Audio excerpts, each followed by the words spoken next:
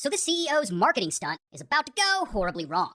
Now the CEO, his name's Todd, and Todd's about 37 when the story starts, and he's living in Arizona, and all Todd wants is for his company to do well. I mean, he works hard at it. He co-founded this company called LifeLock, which is a service that's supposed to protect its subscribers against identity theft and, stuff like that. But one day in 2007, Todd and his company run into a huge problem. A local newspaper just dropped a very negative story about his co-founder, and this makes the co-founder look like a really shady dude. And this makes the company look bad, and so the co-founder ends up resigning.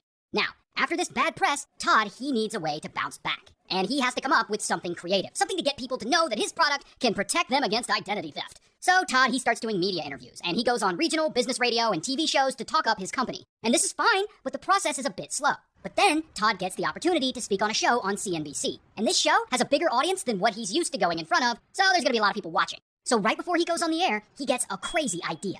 What if he says his social security number, like his real social security number, while live on the air? I mean, this will prove to the world that he is confident that LifeLock will protect him from identity theft, and therefore his company is legitimate. So he's on the air, and he's talking to the show's host. And Todd says, "You know what? I'm so confident in my company, I'll give you my real social security number right here on live television." And the host is like, you ain't gotta do all that. And then Todd, he's about to reveal it. But then, before he can, his segment is over. Now, Todd didn't give the world his social security number, but just his confidence in that segment alone makes a massive impact on the people watching. According to him, his company signs up a ton of new customers that week, like 40,000 new enrollments or something like that. So this little social security number stunt works, and it lights a fire under Todd. And so he feels like he needs to do another stunt, and he decides to try and tell everyone his social security number again, but for real this time. This is going to be the best publicity marketing stunt any company has ever seen. So he launches this campaign. Lots of pictures of him just holding up his social security card. And soon, there are magazine and newspaper ads that have his social security number on it. There are billboards that have his social security number on it. They even put his number on the side of a frickin' bus. But then he makes his biggest marketing move yet, the one that everyone knows him for. He goes and he shoots a commercial for television. And in that commercial, there's a billboard truck driving around blasting out Todd's real social security number. 457-55-5462. That is my real social security number. I'm Todd Davis, and I'm here to prove just how safe your identity can be with LifeLock. And of course, this stunt is so absurd that it blows up. People are shocked by what he's doing, but also kind of impressed. I mean, a lot of these people are thinking like, well, if the CEO is confident enough to give out his personal information, then his service must work. And tons of people start signing up for it. So Todd, he's just happy his marketing stunt worked. And his investors are now happy, and LifeLock, the company, is growing steadily, and they're now making tons of money.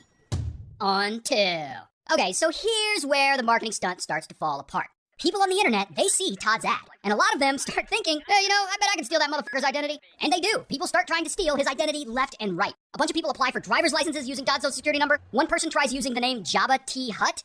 He fails, though. Another person attempts to get a license with the name Joe Blow. He also fails. Another person tries to give their address as 123 Fake Street.